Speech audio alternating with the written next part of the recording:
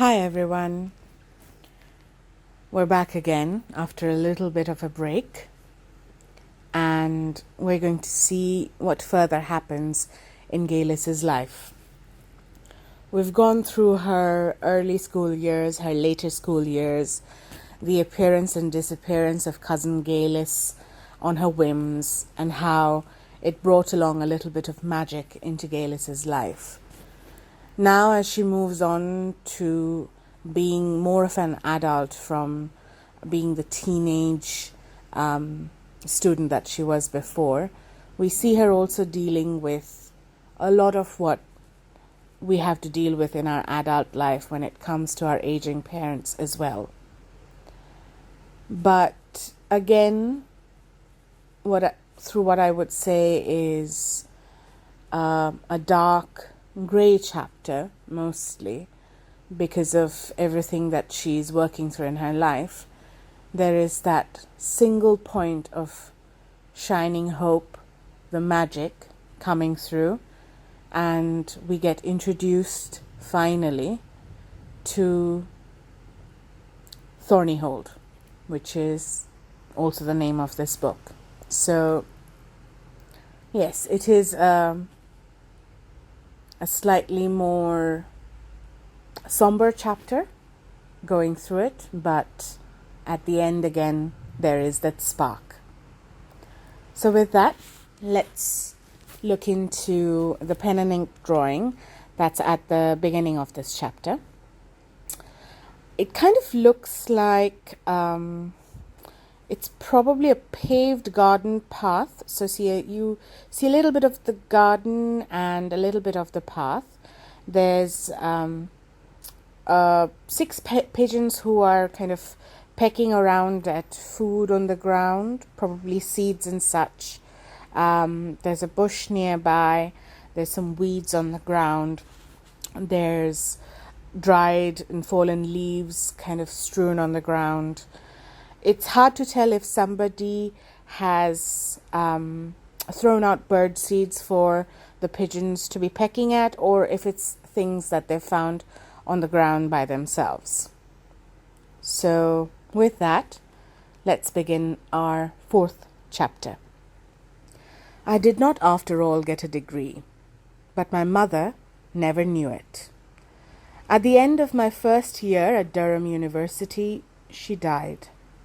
My father was with me.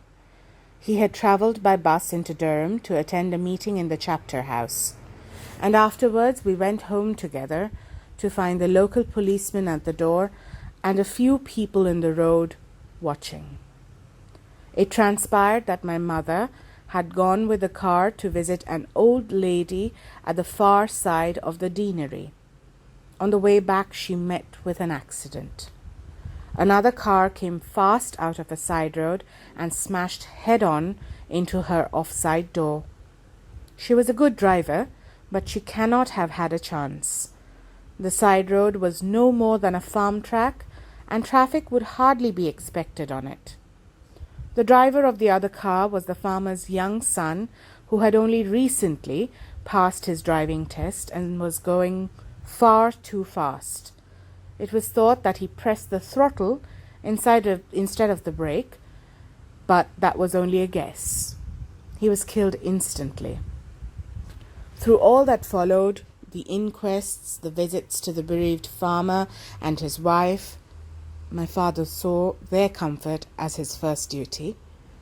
The funerals, both taken by my father, with a brief talk for the bereaved, he moved with an air of sweet and gentle abstraction. He ate what I put before him, went into his study, from which no sound of his typewriter came, went across to the church, came back, sat in his study alone, went to bed. The morning after the funeral he did not appear. I found him still in bed, and for the first time that I remembered, disinclined to get up. "Delayed shock," said the doctor, when I sent for him, but I knew that it was more than that. My mother had been the spring that drove him. Now it had snapped. Of course it meant the end of me, of any thought of a degree and training for a job away from home. Even if my father could have afforded to pay a housekeeper, nothing of the sort could be thought of until he was well again.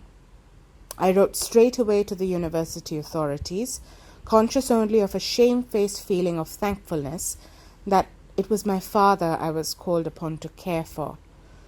Though, to tell the truth, I doubt if my mother, similarly bereaved, would have needed or even wanted me to stay at home with her. But now at home I had to stay. The green years had gone. It seemed in a flash, and sometimes, in moments of weary frustration, it seemed forever. The Cumberland hills and lakes, still in those days lapped in Wordsworthian calm, the glories of Durham, with its islanded towers and trees, and the precious solitude in which one could shut oneself away and study, these I could have now only for memory.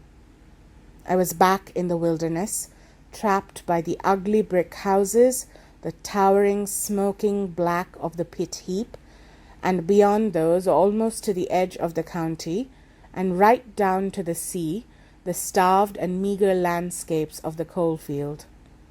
If I fretted, it was briefly. I was young.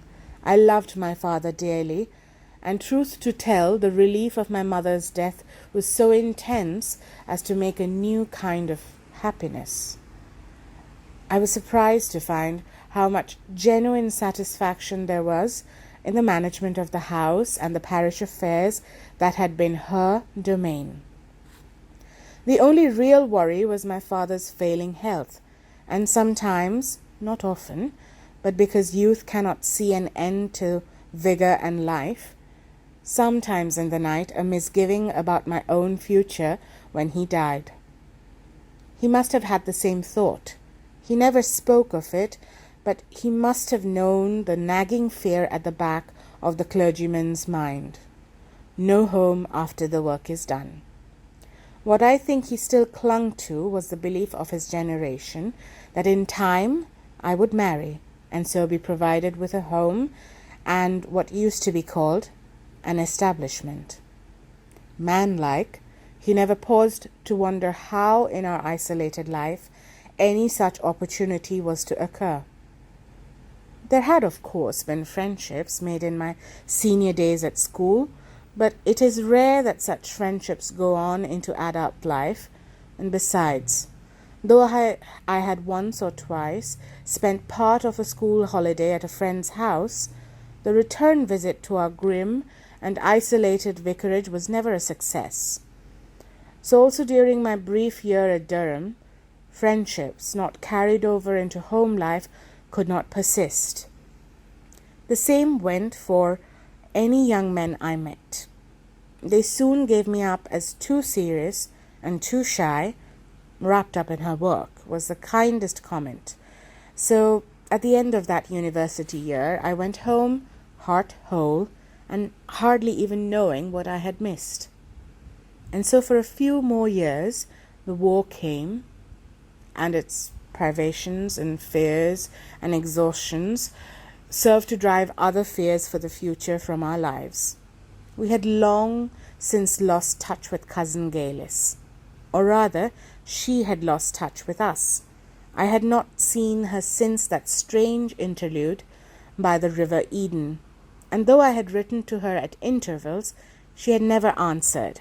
There had been no sign from her even when my mother died, and when I wrote to the only address I knew, that of her solicitors in Salisbury, there was no reply.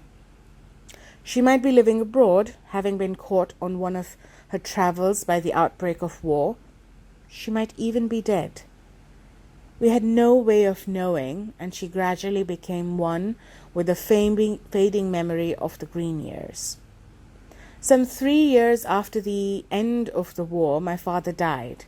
He died as he had lived, quietly and with more thought for others than for himself. After the funeral was over and everybody had gone, I went across to the church again to lock the vestry after the officiating clergy, then walked back alone through the graveyard to the vicarage.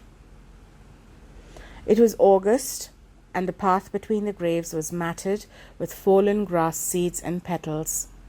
The trees hung heavy and still in the dead air.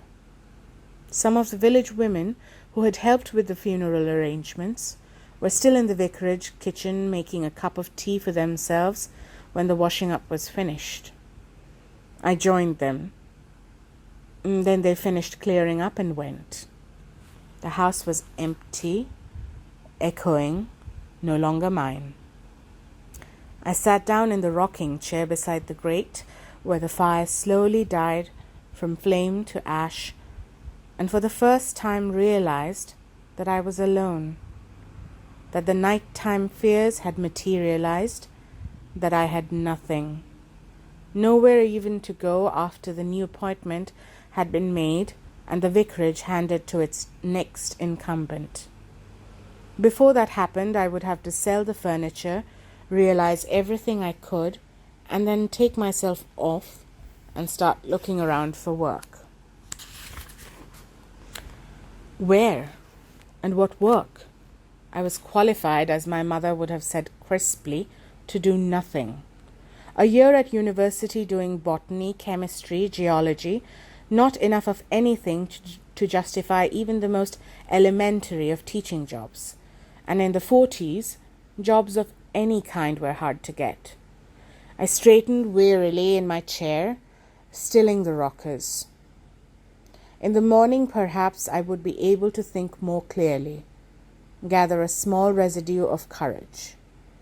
Meanwhile, before the fire died right out, I must get myself some supper. The ashes fell in the grate. Even that small sound had its echo in the emptiness. The doorbell rang. At the back door, one of the women was waiting. She had a long envelope in her hand. "Oh, Miss Chilly, I forgot this. I'm that sorry. It came this morning, and what with one thing and another, I clean forgot to give it to you. It's a letter." I took it and thanked her. She hesitated, her eyes on my face. "Are you sure there's nothing I could do? Doesn't seem right for you to be all alone, not with your dad gone like that. Why don't you come over the road and take a bite of supper with us?" "It's very kind of you, Mrs. Green, but I'll be all right." "I will, really." "Thanks you for bringing the letter. You shouldn't have troubled. Tomorrow would have done." "That's all right. Well, if you're sure, I'll be up in the morning to help you with the house. Good night, Miss Jilly." "Good night." I went back to the cooling fireside, turning the envelope over in my hand. Thick, good paper, typed. The crest of some firm, vaguely familiar to me. I opened it. It held a folded document with an official look to it. Another smaller envelope and a covering letter bearing the same crest. I read it. Sat down slowly, read it again. It was from Martin and Martin, the solicitors in Salisbury. They were forwarding a letter they wrote from my cousin, Miss Geillis Saxon, who, they regretted to inform me, had died suddenly a month ago on July 16th, of pneumonia following influenza. With Miss Saxon's letter, they were enclosing a copy of her will, in which I would see that she had named me as her sole beneficiary, leaving me her house in Wiltshire with its entire contents.